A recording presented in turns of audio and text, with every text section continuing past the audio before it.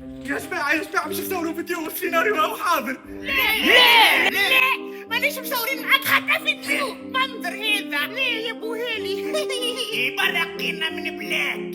يا اخي شو عملت لكم انا؟ يا اخي شبيكم درتوا عليا؟ يا اخي تحب تقتلنا، يا اخي تحب تقتلنا نهار كامل وانت تبرر بينا في المسرحية متاعك وتوا تحب تصور بينا فيديو؟ ها؟ حتى كان جينا رابحين منك حاجة يا فاشل. مثبت يدي حد المسرحية متاعو. فاشل.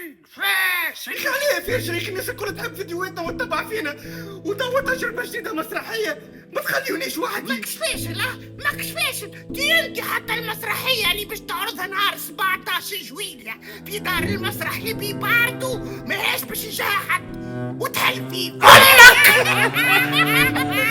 علي تضحك وفسروا لي ها؟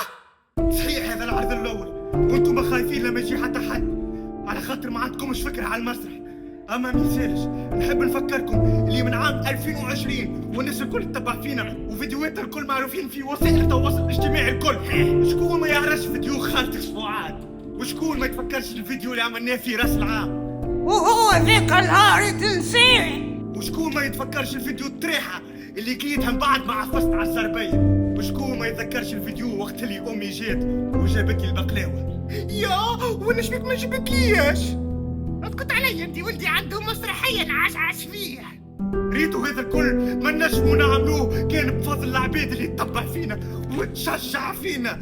واكيد نهار 17 جويلية باش يجيو الباردو على خاطر يحبونا وعلى خاطر يتمناو يشوفونا ناجحين.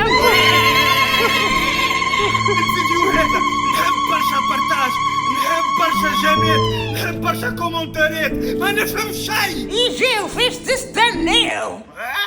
شكون اللي باش يجينا؟